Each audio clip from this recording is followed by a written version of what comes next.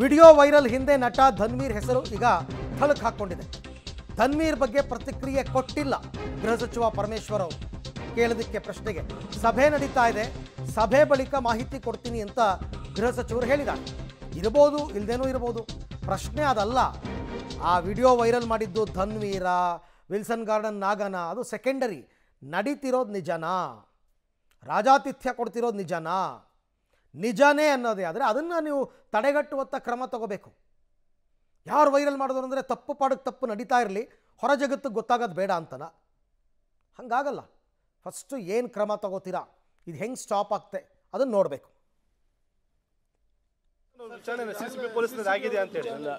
ನಾನು ಮೀಟಿಂಗ್ ಆದಮೇಲೆ ರಿಯಾಕ್ಟ್ ಮಾಡ್ತೀನಿ. ನಿಮ್ಮ ಅಡ್ರೆಸ್ ನಾನು ಹೇಳಿದಾಯ್ತಲ್ಲ, ನಿಮಗೆ ನಾನು ಅಡ್ರೆಸ್ ಮಾಡ್ತೀನಿ ಮೀಟಿಂಗ್ ಆದ. ನಾನು ಮೀಟಿಂಗ್ ಆದಮೇಲೆ ರಿಯಾಕ್ಟ್ ಮಾಡ್ತೀನಿ. ನಿಮ್ಮ ಅಡ್ರೆಸ್ ನಾನು ಹೇಳಿದಾಯ್ತಲ್ಲ ನಿಮಗೆ.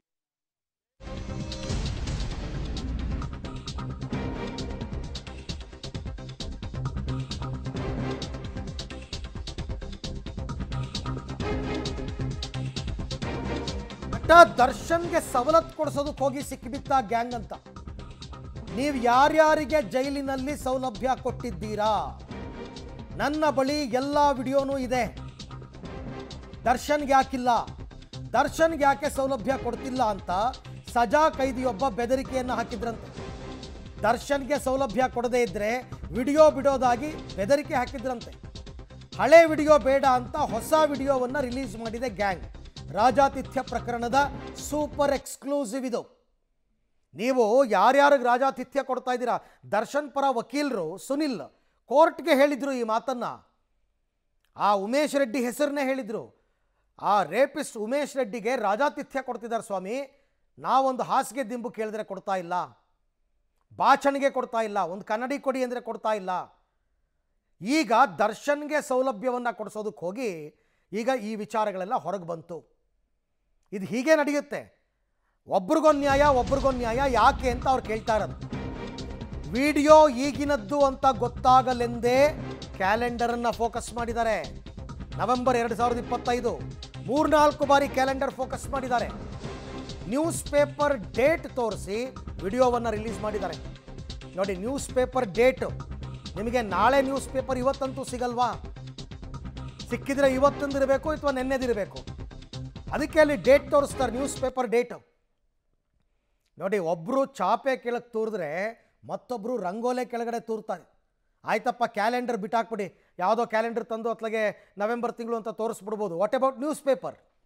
ಈ ಬಗ್ಗೆ ಮತ್ತಷ್ಟು ಮಾಹಿತಿ ನನ್ನ ಕೊಲೀಗ್ ಮುರಳೀಧರ್ ಅವರಿಂದ ಪಡ್ಕೊಂಡ. ಮುರಳಿ, ಈ ಕ್ಯಾಲೆಂಡರ್ ಶೂಟ್ ಮಾಡಿರೋದು, ನ್ಯೂಸ್ ಪೇಪರ್ ಡೇಟ್ ತೋರಿಸಿರೋದು, ಇವೆಲ್ಲವನ್ನು ನೋಡಿದ್ರೆ ಇದೊಂದು ವ್ಯವಸ್ಥಿತವಾಗಿ ನಡೆದಿರ್ತಕ್ಕಂಥ ಷಡ್ಯಂತ್ರ ಅಂತಿರೋ ಅಥವಾ ಒಂದು ಕೃತ್ಯ ಅಂತಿರೋ ನಡೆದಿದೆ ಅಂತ, ಒಂದು ದೊಡ್ಡ ಟೀಮೇ ವರ್ಕ್ ಮಾಡಿದೆಯಾ ಇದ್ರ ಹಿಂದೆ ಅಂತ?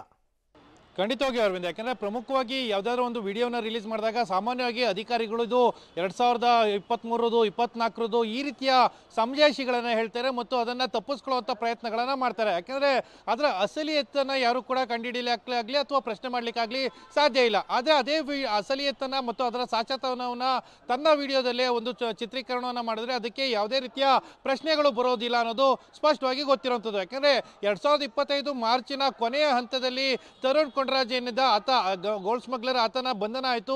ಬಂಧನ ಆದ ಬಳಿಕ ಆತನನ್ನು ಇನ್ನು ಜೈಲಿನಲ್ಲಿ, ಪರಪ್ಪನಗರ ಜೈಲಿನಲ್ಲಿ DRI ಅಧಿಕಾರಿಗಳು ಇಟ್ಟಿದ್ದಾರೆ. ಜೊತೆಗೆ ಆತನಿಗೆ ಸಿಗ್ತಾ ಇರೋಂಥ ಮೊಬೈಲ್ ಇರ್ಬೋದು, ಜೊತೆಗೆ ಆತನಿಗೆ ಸಿಗ್ತಾ ಇರುವಂಥ ಪ್ರತ್ಯೇಕವಾದ ಅಡಿಗೆಯ ವ್ಯವಸ್ಥೆ ಇರ್ಬೋದು, ಅದಕ್ಕೆ ಸಂಬಂಧಪಟ್ಟಂತೆ ಆತನ ಹೇಳಿಕೆಯನ್ನು ಪಡ್ಕೊಳ್ಳುವಂಥ ಸಂದರ್ಭದಲ್ಲಿ ಅಥವಾ ಆತನ ವಿಡಿಯೋನ ಮಾಡುವಂಥ ಸಂದರ್ಭದಲ್ಲಿ, ಯಾಕಂದರೆ ಆತನನ್ನು ಮಾತನಾಡಿಸ್ತಾರೆ ವಿಡಿಯೋ ಮಾಡೋ ಸಂದರ್ಭದಲ್ಲಿ, ಜೊತೆಗೆ ಆತ ಮೊಬೈಲ್ನಲ್ಲಿ ಟೈಪ್ ಮಾಡ್ತಾ ಇರೋಂಥದ್ದನ್ನು ರೆಕಾರ್ಡನ್ನು ಮಾಡ್ತಾರೆ. ಜೊತೆಗೆ ಆತನಿಗೆ ಪ್ರತ್ಯೇಕವಾಗಿ ಊಟದ ವ್ಯವಸ್ಥೆಯನ್ನು ಕೂಡ ಮಾಡ್ತಾ ಇರೋಂಥದ್ದನ್ನು ಕೂಡ ರೆಕಾರ್ಡನ್ನು ಮಾಡ್ತಾರೆ. ಅದಾದ ಬಳಿಕ ಅದೇ ಏನು ಬ್ಯಾರಕ್ನಲ್ಲಿದ್ದಂಥ ಮತ್ತು ಅದೇ ಕೊಠಡಿಯಲ್ಲಿದ್ದಂಥ ನವೆಂಬರ್ ತಿಂಗಳಿನ ಒಂದು ಏನು ಕ್ಯಾಲೆಂಡರ್ ಏನಿತ್ತು ಆ ಕ್ಯಾಲೆಂಡರ್ನು ಕೂಡ ಶೂಟನ್ನು ಮಾಡ್ತಾರೆ. ಅಂದರೆ ತನ್ನ ವಿಡಿಯೋ ಸಾಚಾತನ ಎಷ್ಟಿದೆ ಅನ್ನೋದನ್ನ ಏನು ಸ್ಪಷ್ಟನೆಯನ್ನು ಪಡಿಸ್ಕೋದಕ್ಕೆ ಈ ರೀತಿಯ ಪ್ರಯತ್ನಗಳಾಗಿದ್ದಾವೆ ಅನ್ನೋದ್ರ ಬಗ್ಗೆ ಸ್ಪಷ್ಟವಾದ ಮಾಹಿತಿಗಳು ಸಿಗ್ತಾ ಇರುವಂಥದ್ದು. ಇದು ಒಂದು ವಿಡಿಯೋ ಆದರೆ ಮತ್ತೊಂದು ವಿಡಿಯೋ ಇದೆ. ಎಲ್ಲ ಮೊಬೈಲ್ಗಳನ್ನು ಕೂಡ ಒಂದು ಟೇಬಲ್ ಮೇಲೆ ಇಟ್ಟಿರ್ತಾರೆ ಮತ್ತು ಅದರಲ್ಲಿ ಒಂದು ಆಂಗ್ಲ ಭಾಷೆಯ ಪತ್ರಿಕೆಯನ್ನು ಇಟ್ಟಿರ್ತಾರೆ. ಅದರಲ್ಲೂ ಕೂಡ ಡೇಟ್ ಮೆನ್ಷನ್ ಆಗಿರುತ್ತೆ. ಅದನ್ನು ಕೂಡ ಸಾಚಾತವನ್ನು ತೋರಿಸುವಂಥ ಪ್ರಯತ್ನಗಳನ್ನು ನಿರಂತರವಾಗಿ ಈ ಗ್ಯಾಂಗ್ ಮಾಡಿದೆ ಅನ್ನೋದು ಸ್ಪಷ್ಟವಾಗಿ ಗೊತ್ತಾಗ್ತಾ ಇರುವಂಥದ್ದು. ಅಂದರೆ ಇದು ದರ್ಶನ್ ಅವರಿಗೆ ಸೌಲಭ್ಯವನ್ನು ಕೊಡಿಸೋ ವಿಚಾರಕ್ಕೆ ನಡೆದಿದೆಯಾ ಅಥವಾ ಅದಕ್ಕೆ ಬಿಟ್ಟು ಬೇರೆ ಯಾವುದಕ್ಕಾದ್ರೂ ನಡೆದಿದೆಯಾ ಅನ್ನೋದ್ರ ಬಗ್ಗೆ ಕೂಡ ತನಿಖೆಗಳು ಆಗಬೇಕಾಗಿರುವಂಥದ್ದು.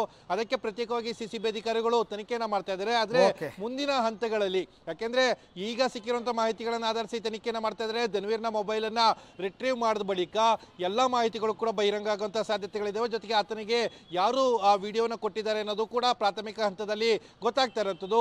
ಅದರ ಬಗ್ಗೆಯೂ ಕೂಡ ತನಿಖೆಯನ್ನು ಮಾಡ್ತಾ ಇದ್ದಾರೆ. ಮುಂದಿನ ಹೊತ್ತುಗಳಲ್ಲಿ ಮತ್ತು ಅಧಿಕೃತವಾದ ಮಾಹಿತಿಗಳು ಕೂಡ ಬಹಿರಂಗ ಆಗುವಂಥದ್ದು. ಅರವಿಂದ್, ಓಕೆ, ಹಾಗೆ ಸಂಪರ್ಕದಲ್ಲಿರಿ ಮುರಳಿ. ನಿಮ್ಮ ಜೊತೆ ನಾನು ಮತ್ತೆ ಮಾತನಾಡ್ತೀನಿ. ಸತ್ಯಾಸತ್ಯತೆ ಹೊರಗೆ ಬರುತ್ತೆ. ಬಟ್ ಅಲ್ಲಿ ನಡೆದಿರ್ತಕ್ಕಂಥದ್ದು ನಿಜ ಅನ್ನೋದೇ ಆದರೆ ಅದಕ್ಕೆ ಕಡಿವಾಣ ಹಾಕೋದು ಹೆಂಗೆ? ಕಡಿವಾಣ ಬೀಳಲೇಬೇಕು.